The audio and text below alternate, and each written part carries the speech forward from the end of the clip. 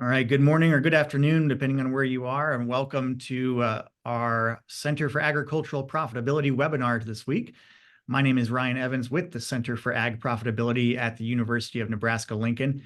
Thanks a lot for joining us, and you can find, as always, a schedule of upcoming webinars, as well as about 4 years worth of archived recordings of our webinars on our website at cap.unl.edu.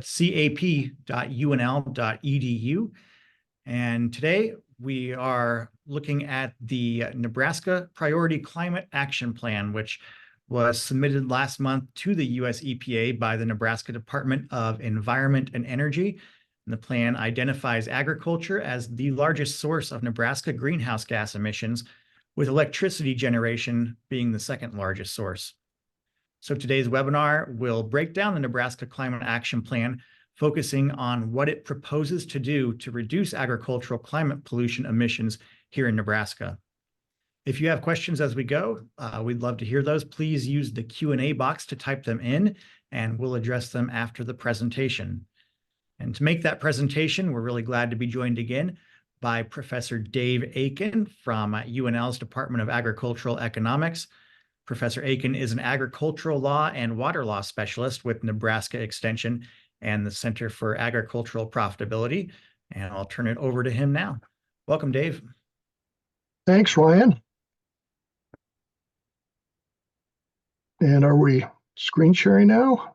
Yep, looks good. Okay. Okay, this is kind of a big topic, but what I'm going to do is give kind of a quick overview of what state climate plans are like and the different types of climate plans that states have developed over the years. Then I'm going to look at this, the program for which the Nebraska Climate Plan was developed, this Climate Pollution Reduction Grant Program, and then go through the provisions, the general provisions of the Nebraska Plan, and remembering that the plan is, basically saying to EPA, if you give us the money that we've asked for, this is how we would propose to spend it to reduce greenhouse gas emissions in Nebraska. So the Nebraska Priority Plan is 100% incentive or voluntary and 0% regulatory, and that's important to remember. And then we're going to focus on what is the ag part of the plan, what are the broad program areas that the plan looks at, and those are regenerative ag, precision ag, and then a voluntary carbon intensity registry. And hopefully at the end of the talk you'll understand what those are a little bit better than you probably do right now, and better than I did, say, 2 weeks ago.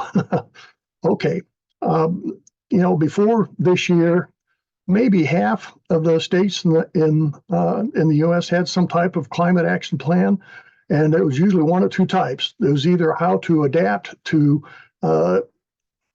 climate changes in terms of the weather changes that are expected to happen. The more intense storms, the worse heat, the drought and floods, etc. So that's the kind of the adaptation plan. But then the other type of greenhouse gas plan, climate plan, is how are we going to reduce the greenhouse gas emissions that are, causing these weather issues that we have to deal with.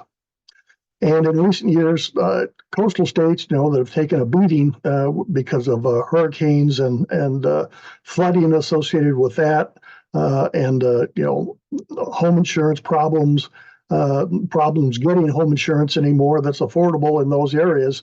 They are jumping on to adaptation plans in terms of, how do we learn to live with this changing climate and make sure that we can, get more people out of harm's way so that, things aren't as bad in the future as they could be. Some states have done plans to reduce greenhouse gas emissions, but probably more adaptation plans than emission plans. Some states have done both. Years ago, Iowa came out with a plan that did both. California and New York would be examples of states that are also in that category. Nebraska was one of many states that didn't have any kind of climate plan. Okay, this is the cover. Very attractive cover of the Nebraska Priority Climate Action Plan with the February 2024 date. And EPA has this big pot of money. Okay, that's a good place to pick up. Basically, DEE had about 10 months to pull this together, and it started in October. There were work groups, 5 work groups that were established, and they met in November and December and developed recommendations. Those recommendations were taken out on the road for public meetings, in-person meetings, January and February of this year. And then the final plan was finished up and presented to EPA in March. And fairly robust public participation options. The plan, the people could submit online comments to Department of Environment and Energy throughout. And so, there was a good avenue for that. Okay, next slide. Dave, if you don't mind, I'm going to go back to slide 5 real quick because I don't think we got quite a good look at that, and a couple people have requested to see that one more time. So okay. Yep, this was the EPA timeline. The states had to let the EPA know they were interested last April, and then if they were approved to go ahead by EPA, then they had to submit it, this March. And there were 5 states who didn't apply, 45 states that did apply. So that was kind of how that all worked. Okay, this is a great slide. On the left, you have greenhouse gas emissions for the U.S. as a whole, and ag is 10% of total U.S. emissions. In Nebraska, ag is 42%. So it's not surprising that there's a big focus on ag in the Nebraska plan, because there's a lot of ag emissions that we need to deal with. So next slide. And here's the percentages again from the previous slide for Nebraska, but ag, it's fertilizer, and then the enteric emissions, the cow burps our big ones on the ag. For electricity, it's the combustion of coal and natural gas. For transportation, it's gasoline and diesel fuel combusted and so forth. And we're number 6 in terms of per person emissions in Nebraska. And I think the main reason for that is our large ag emissions. So that's something that is, it's going to be a big issue for Nebraska from here on out, and for the country as well. Okay, next slide. Now, this, and don't try to read this. It'll be very hard to read. But this is how the plan proposes to reduce emissions basically between 2025 and 2030 if the state gets the EPA funding. And so if you look at the bottom, the total emissions that the plan proposes to reduce is 25.7 million metric tons of greenhouse gases. And if you go to the agriculture row, you see that it's 22.13, so it's 22 million metric tons of greenhouse gases. So you can see most of the emissions come from the ag sector. Next slide. And that turns out to be 86%, of the proposed emissions. Again, if we get the EPA funding, that comes from that ag category. Then there's some other things that are kind of ag related, but they're ended up in different categories, but probably boost the ag and ag related ones maybe close to 90%. And these but there's a couple things that have to happen before we can try to see if we can accomplish those emissions. We have to get the plan funded by EPA, and fingers crossed for that. And then hope that the financial incentives for producers to participate in implementing these various practices are enough to get producers on board and to work with it. So, and then the big three categories identified in the plan and on that chart are the carbon intensity score registry, the regenerative ag, and the precision ag, and those are all incentive programs, so that farmers will be paid some or a lot to participate in those different things. Okay, Ryan. Okay. According to the plan, ag soil management is close to half of the ag emissions. The cow belches are over a third of the ag emissions, and then the manure management is close to 10%. And so those, if you take those all together, that's almost 90% of the ag emissions. And so those are ones to the ones focus on. And in terms of regenerative ag practices, reduced tillage, cover cropping, and nitrogen management are kind of the big three, and those are all important so-called regenerative ag practices, and some of them have been around for a long time, but those are ones that the plan focuses on. Then precision ag basically helps producers do a better job with the tillage, the cover crops, and the nitrogen management, especially with the nitrogen management. The precision ag is a really important piece of the puzzle here. And then if we get these practices implemented, the incentives are strong enough, are high enough to get producers interested in doing this, then that will reduce producers' carbon intensity score and reduce greenhouse gas emissions. And the carbon intensity score is kind of a handy way to track how a farm or a ranch or a feedlot, how they are doing in terms of their trying to bring their greenhouse emissions down. Okay.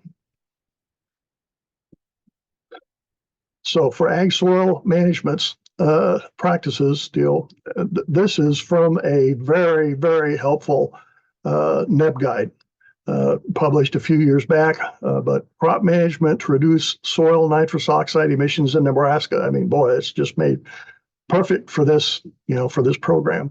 And they have many more. I think they had 10 or 12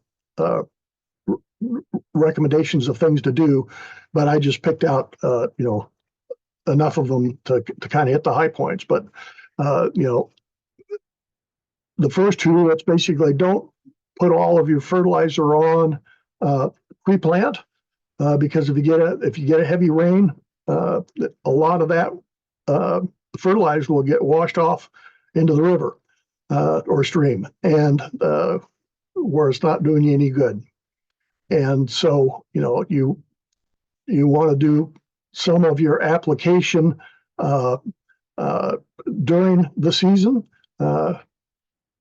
Don't put all of it on in advance.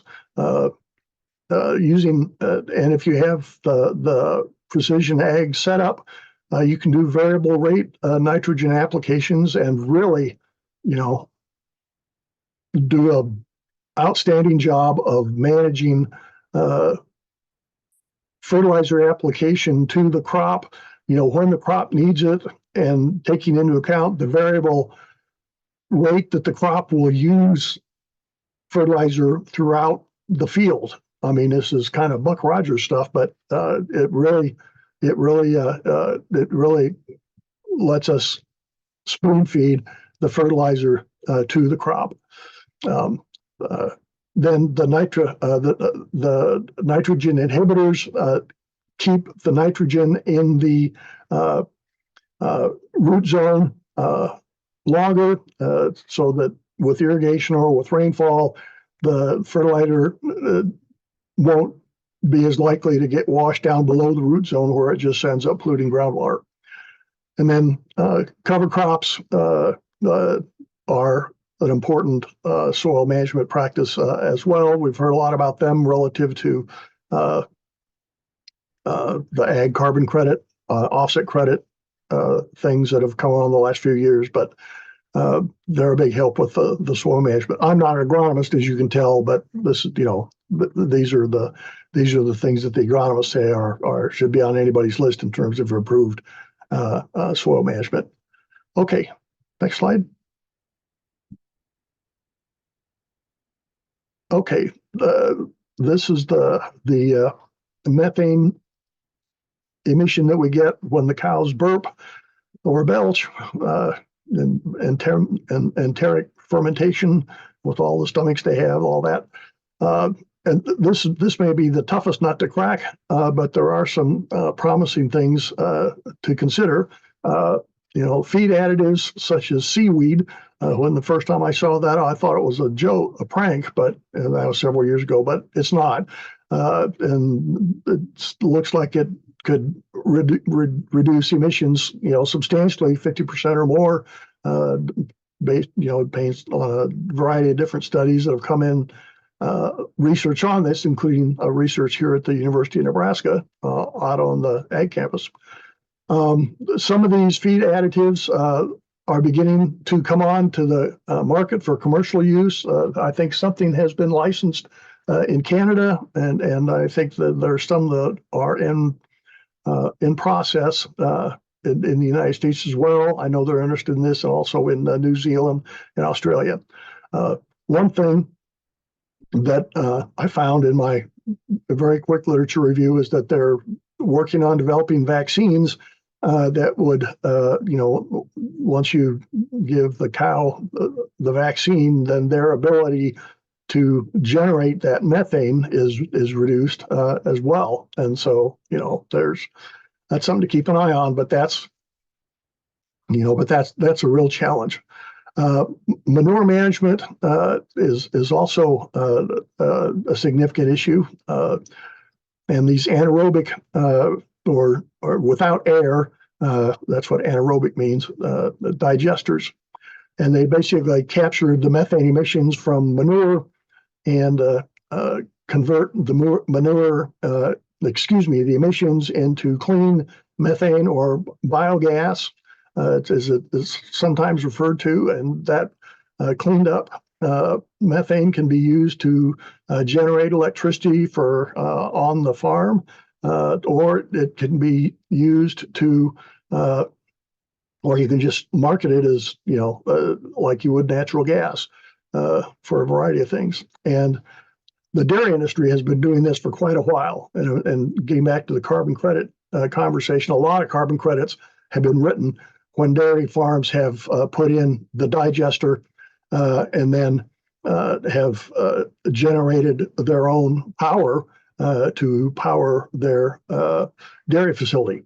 And in fact, there's a gentleman in Schuyler. I gave a presentation a little over a year ago to the co-op board from Schuyler, and during the break, the manager came up and said, we had a dairy producer who did this, who did the anaerobic digestion. He put one of those systems in, and they used to be a big customer for heating oil, and now he's not buying any heating oil from them at all. So this could easily, I think, could be adapted for swine confinements and cattle feedlots. And the plan came up with kind of an interesting spin on this. Another way to do it would be to have these regional anaerobic digester hubs near natural gas pipelines, so people could bring their manure, and then the digester system would be right there next to the pipeline, and so they develop the clean methane and then introduce it into the pipeline, and it just becomes part of the natural gas supply through the existing natural gas distribution system. Next slide. Okay, this first one is, and this is not from the report, but this gives you an idea of what an on-farm anaerobic digester system would look like when it's all set up. Okay, next slide. And then this next slide is a great graphic, very, very informative, showing the different wastes besides livestock manure that could be brought to these regional anaerobic digester hubs, and that could be used as basically as feedstock to develop the clean biogas. And then it shows what the biogas could be, how it could be used commercially, and then how the stuff that's left over from digesting the food waste, the manure and whatever into the biogas, what those byproducts can be used for as well. So very, very interesting possibility there. Okay, next slide. Okay, regenerative ag, it's always had a fairly strong focus on improving soil health, and this includes increasing carbon storage in the soil. And as I was going through some of the literature on regenerative ag, there was a lot of stuff that looked like some kind of traditional soil and water conservation practices as well, but it covers a wide range of stuff. Excuse me. And the plan proposes a pilot project in south central Nebraska, which would then be extended across the state, to the extent the funds are available, of course, and provides technical assistance to producers for reduced tillage, cover cropping, and reduced fertilizer use, the improved soil management stuff that we've already gone over. And so that would, that's kind of the idea there. And then, that once this pilot project is underway and they've learned lessons from it and so forth, then there would be additional pilot projects located in other portions of the state. There's a significant community engagement component, so they want local people to understand what's going on and what some of the expected outcomes are, and these things. It's not talked about in the plan, but these things have some water quality improvement results that could be very helpful over time. So that's kind of interesting. Then I just listed a few other things that are in the regenerative ag portfolio. These things were not brought out necessarily in the plan, but just to give you a little bit better idea, if you don't already, or if you're like me, if you not really sure what regenerative ag is all about. Okay, next slide, please.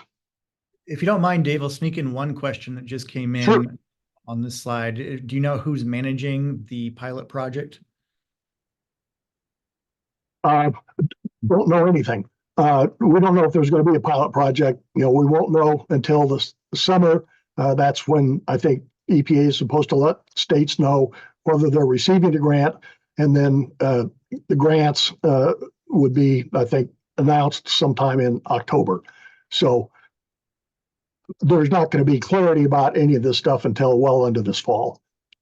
Okay, gotcha. Thanks. And one more real quick, if I can, a question about what is silvopasture? Okay, that's trees and pastures. And I think the idea there, the thing jumped out at me was shade for cattle, but apparently there's some other benefits as well. And it's, again, I went through a ton of stuff trying to figure this stuff out. So but that was one that seemed like a nice idea. Perfect. Thank you. Okay. Precision ag. And this is all the global positioning stuff. And, in precision ag, you generate or acquire a lot of data, from soil sampling, the yield maps, the soil maps, and then real-time field sensors to track growing conditions. And then it allows you to provide just as much of the inputs that you need for, whether it's fertilizer or whether it's pesticides, being able to do them at variable rates based on the data from the yield map and the soil maps. You get an application rate that, more where the yields are high, less where the yields are low, that kind of stuff. More where there's more weeds, that kind of stuff. In fact, I was talking about carbon credits at a ag show earlier this month, and one of the other speakers was talking about how they did this for pesticides, and that that the boom, that's what I call it. I don't know if that's the right term or not. On the side of the tractor, it can sense if there is a weed there, and if there's a weed there, then it gives a shot of the pesticide, but it doesn't broadcast. It's not a broadcast application. It's like somebody's walking through it and spraying it weed by weed, only you're doing it with a machine instead of a guy with pesticides on a backpack, which is what I did one summer when I was in college. So that's, lots of improvements on ag practices possible through the precision ag. And I'm not a data guy. I'm sure all the farmers in there know much more about the data crunching side of it than I do. But I know that having that data to crunch the numbers to come up with, this is how much of this input that we need right at this spot in the field.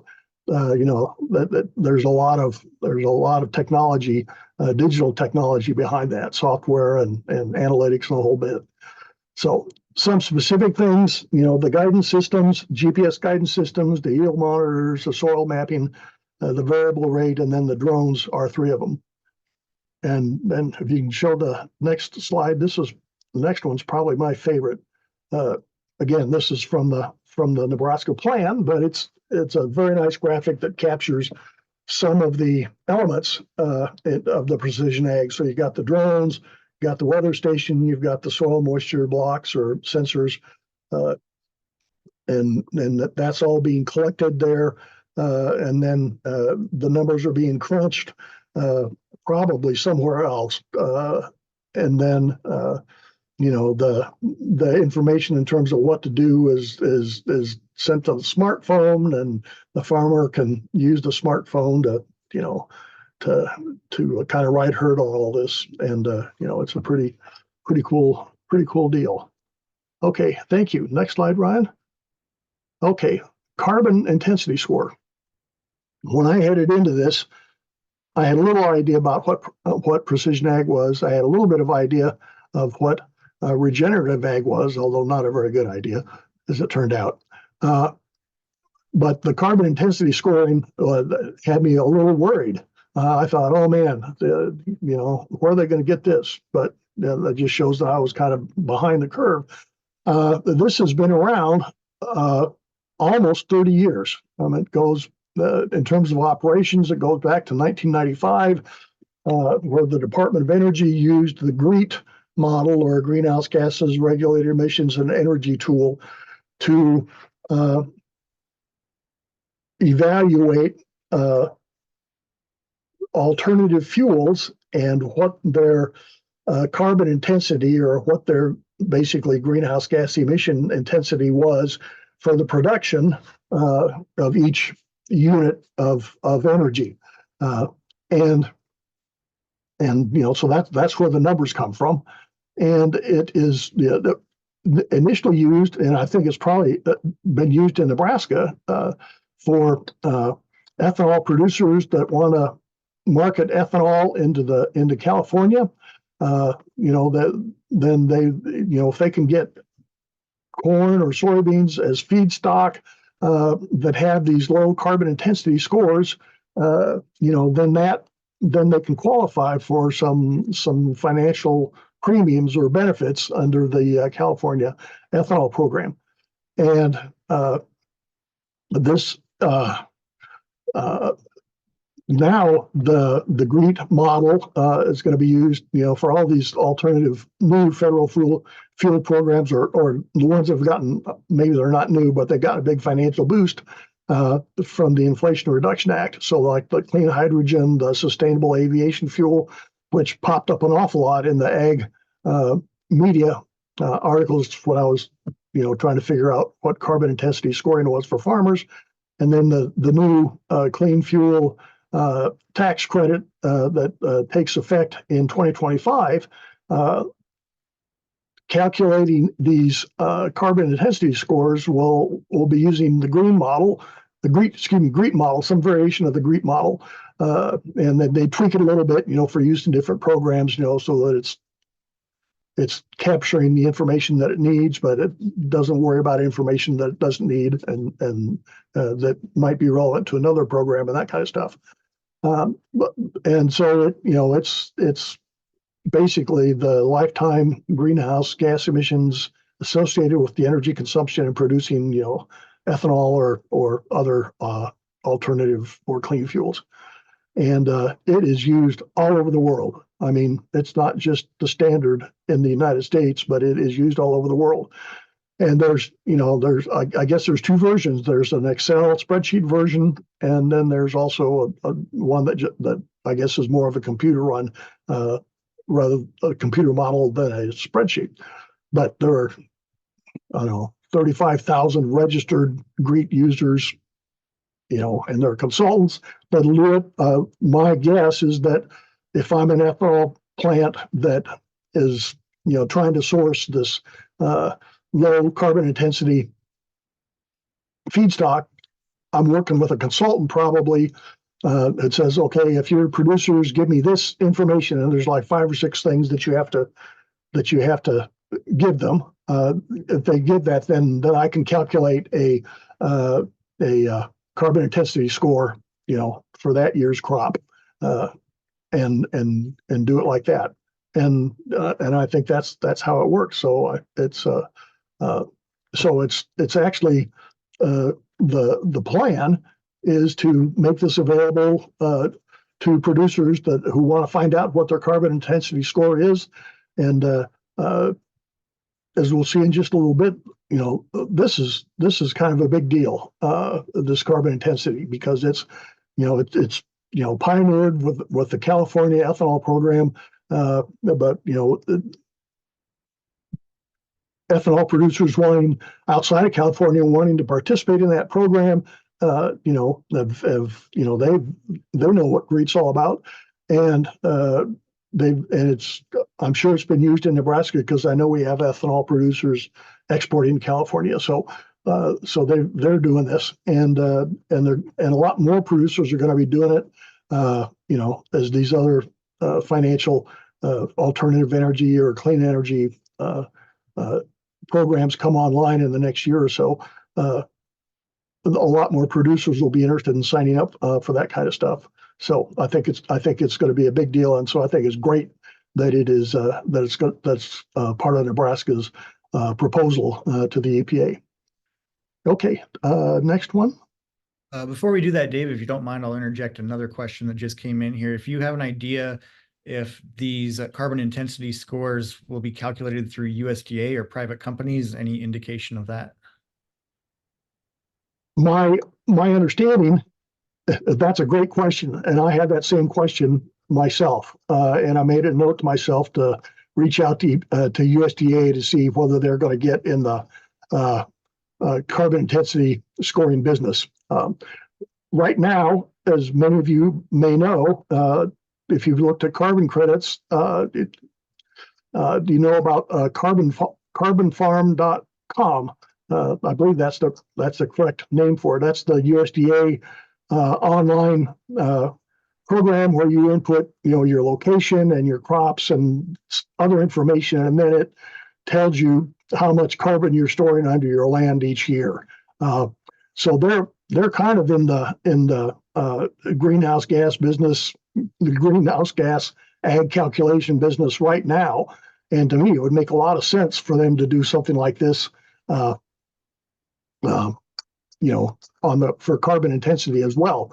But it's my understanding is that, like from the stuff that I've read is that the ethanol plant, they have a consultant who basically does at least initially does the cranks out the carbon intensity scores. Now, it might be over time that it turns into something that can be done in house. I don't know, but certainly it would seem that would be a possibility. But I think that it'll, what USDA will do is I don't have any insight, but I would not be surprised if before long they decided to move in that direction as well. I think it'd be a very appropriate move for them to make, but that's their call, not my call.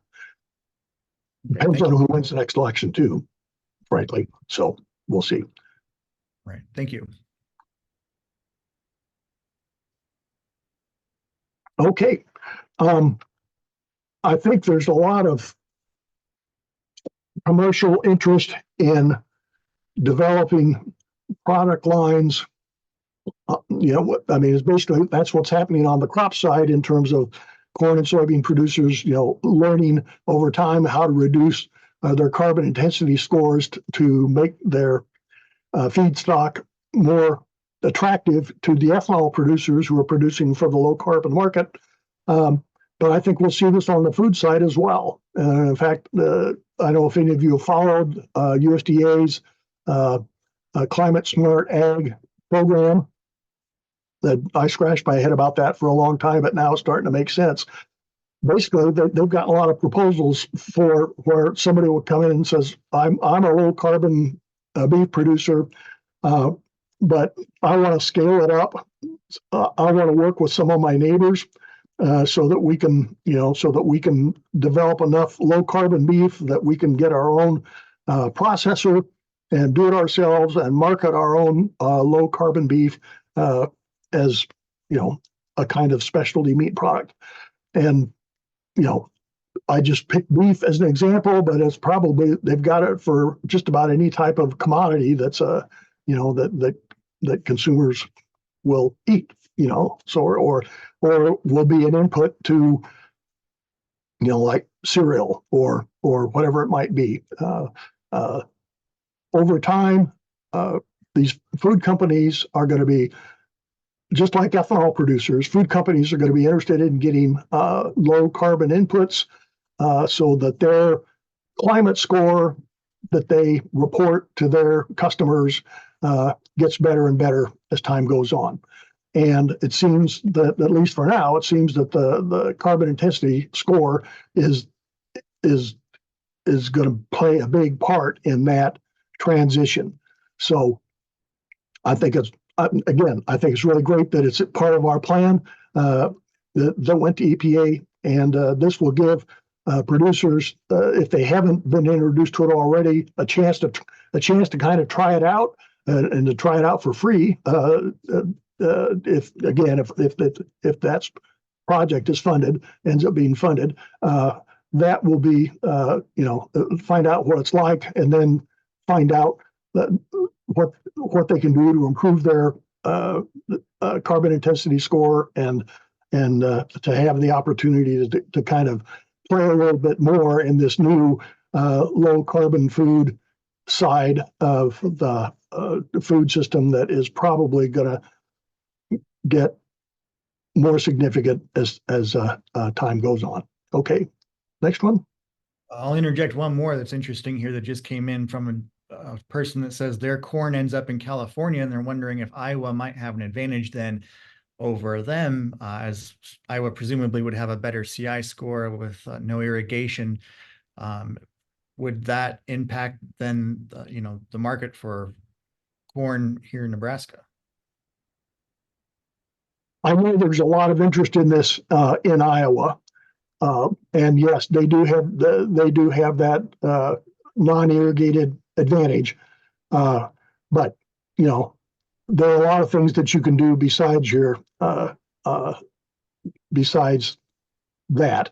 There are a lot of things, a lot of different things you can do to reduce your carbon intensity score. And the precision ag things that we talked about, I think would be huge in terms of allowing people to get their carbon intensity scores down. I've read in these farm magazine articles, some guys say they have a 0 carbon intensity score or even a negative carbon intensity score. That's seeing is believing, I guess. But anyway, you can really lower your score quite a bit if you make it a priority and get after it. So I wouldn't say that Iowa is necessarily going to eat our lunch. It's early adopters, excuse me, are going to they're going to get a head start on some of this stuff. But as this market grows, I think there's going to be plenty of opportunity for everybody.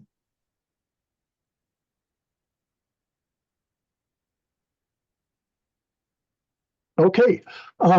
Again, I just want to reemphasize that Nebraska's plan is voluntary and it's based on receiving the funding from EPA. It's a big pool. It's 4.3 billion, and most of that will go to states, but some will go to cities, big cities. Some will go to Indian tribes, that kind of stuff. But anyway, it's competitive. But I really think that EPA, understood that we're getting from many states that are participating in this. The plan they submitted to us, like Nebraska's plan, is their first state climate plan. And we don't want any of those things hanging on the vine. So I am, as long as I think the Nebraska folks did a great job in the plan they pulled together. I think it's really, really good. And plans like that, in my opinion, are going to get funded. I really feel strongly that they will. Otherwise, it's going to be a kick in the teeth in terms of doing anything related to climate in Nebraska. It'd be a huge setback, and I don't think EPA wants that on their conscience. So I think that every state that submits a legitimate plan is going to get funding, whether it's all the funding they want.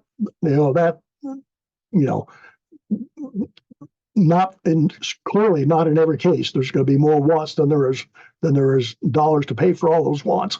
But I think every good plan that goes in is going to get significant funding, and I'm really hopeful, but really optimistic that will be the case for Nebraska. States will find out if they're going to get a grant, and again in July, and then they'll find out how much in October. And in the EPA stuff that I was reading, that's if a state gets funded, there's a minimum of $2 million per state, but how much more than that the state gets is going to depend on a whole bunch of things. But $4.3 billion is a lot. I mean, if you're just dividing that by 45 states, that would be roughly close to $100 million a state. So we're not going to get $100 million, but we'll probably. I would place a small bet that we would get more than $2 billion. So we'll just have to wait and see how that all plays out. Okay, next slide. Okay. Not only would implementing the plan start turning the corner on reducing ag emissions in Nebraska, which are a big part of our greenhouse gas emissions, but it would also point, a big chunk of Nebraska agriculture in the direction of being more climate smart or low carbon or climate friendly. And I think this is an important direction in as far as where the food industry is headed, and that clearly the alternative fuel is that's what it's all about. So, there's a lot of positives coming out of what's been proposed in this climate plan. And then I also briefly mentioned, the improved soil management and the improved fertilizer management, having some water quality benefits in terms of nitrates in drinking water. That's a long-term issue, but we're talking about making long-term changes here. And so I think in the long term, that should be positive as well, even though that's not a formal part of the Nebraska climate plan. Okay, that's all I have. And so questions, if there are any. Yeah, so a few more that came in here. First, did you see anything about biochar being part of this plan for ag waste? It is, I forget which category it's in. It was not a part of the agriculture row. It was in, I think it was in a waste management category.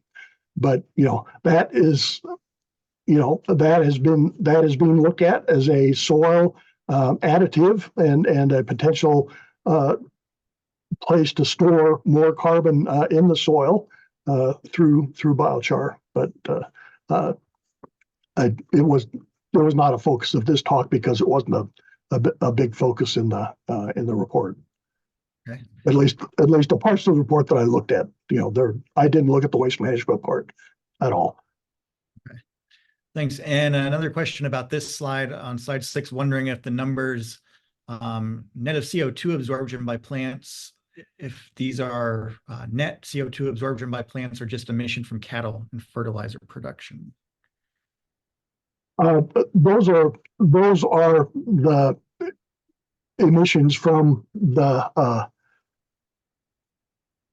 Okay, one of the issues with ag and carbon is that ag generates carbon through the fertilizer and the livestock and the manure and so forth, but we also in ag store carbon through plant growth, and they always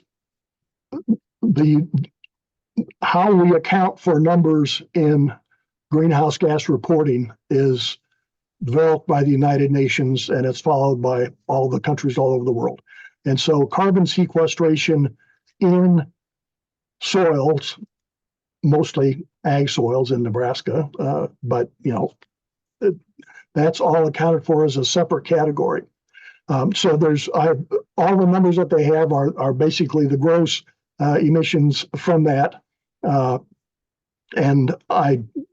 I think when I did the percentages of the total, I did it after the land use had emissions had been subtracted out, so that it was the net Nebraska greenhouse gas emissions instead of the gross greenhouse gas emissions.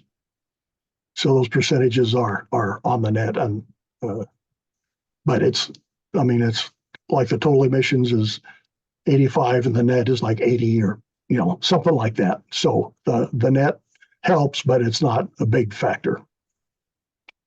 Great, thanks. And we do have time for one more question. I apologize if your question was not able to be answered. We have a lot of them coming in here. You see Dave's email there, though. He's happy to answer any questions if you get a hold of him. You can also reply directly to the registration confirmation you got to remind you about this webinar, and we'll work to get that to him so he can address your questions. But this viewer says that my understanding is that the impact of regenerative and conservation measures, some of them in regards to greenhouse gas emissions and carbon sequestration, is imprecise. So wondering if Nebraska might access IRA, Inflation Reduction Act, conservation tech assistance for greenhouse gas emission qualifications, that program, to refine program investments. Do you have any insight on that?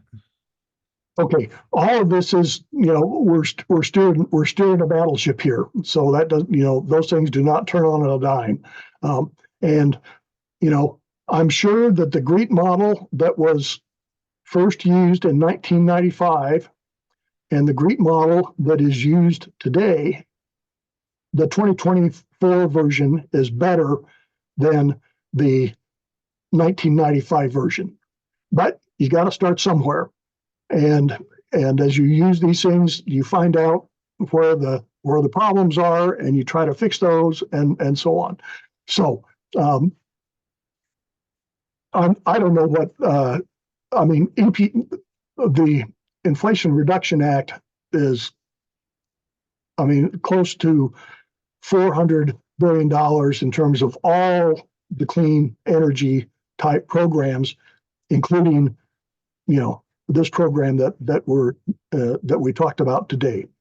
And so, their USDA, I know, is working separately on and trying to improve measurement and verification of carbon storage in soil. If they, and I hope they will, if they get involved in terms of the carbon intensity side of it, I hope they can help refine inputs that go into the GREET model, or refine how the GREET model deals with a wider variety, say, of ag operations and inputs and all that kind of stuff. But all of these things are going to improve over time as long as we keep the focus on more clean energy, trying to reduce greenhouse gas emissions, that sort of thing. If we do that, then there's going to be steady improvement, I think, as we move along. That's a long answer, but it's kind of a big question. Yeah, thank you very much. And thanks everybody so much for attending today. Thank you, Dave, for a great presentation. Again, I apologize that we can't get to every question. There are a number of them. We have some FFA events going on campus right now that we need to get to, but please do email Dave. You see his address on the screen. You can also reply again directly to that confirmation email you received about this webinar, and we'll get that to him. And when you close out today, you'll see a really short survey. If you could take a few moments to complete that, tell us how today's webinar went, and we would love to hear any ideas you have about future webinars you'd like to see in this series from the Center for Ag Profitability, which again happens every Thursday over the noon hour. So with that, thank you again, Dave. Thank you everyone for attending, and have a great afternoon. Thanks, Ryan.